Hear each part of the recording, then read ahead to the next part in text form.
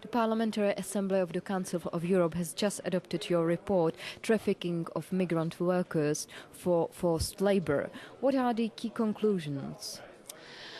Well, I guess one of the best proposals came from a parliamentarian from Spain.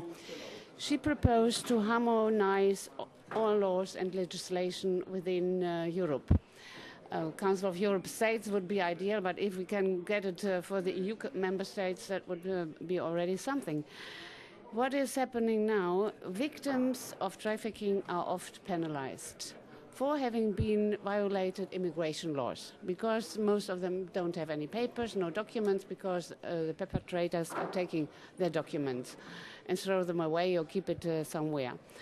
And so this is one of the most numerous cases, unfortunately, in Germany, where we don't have a real good law to protect the victims. We penalize the victims and award the perpetrators, because then the victims we are focusing, the prosecutors are focusing on violation of migration laws, but not on, let's say, on the real crime that these people have suffered from. And this is beating, bondage, all these exploitative measures concerning trafficking.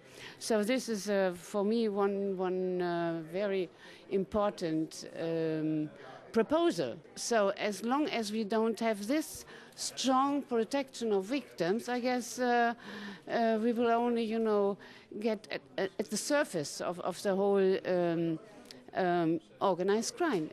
And trafficking of human beings is mainly linked with organized crime and linked to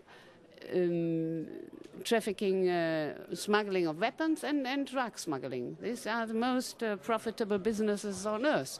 But one very, very important thing, very simple to do so, is ratify and implement the Council of Europe Convention on Action Against Trafficking of Human Beings. I mean, several countries have not ratified it. So this is now our task, to urge our governments to please ratify it and review immigration and return policies. And, of course, and this has not been discussed, but it's in the report, combating corruption of officials who are involved in these trafficking. This is very often the case. And then I guess that was proposed by several speakers to have more reports.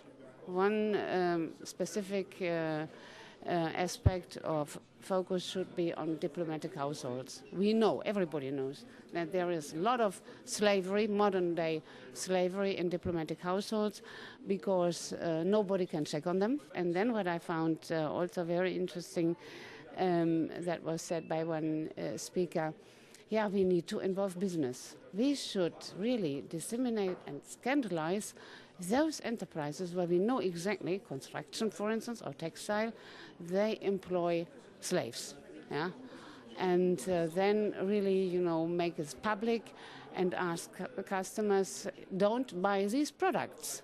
This is, positive sanction, or penalizing then the enterprises. So there's a whole thing is possible.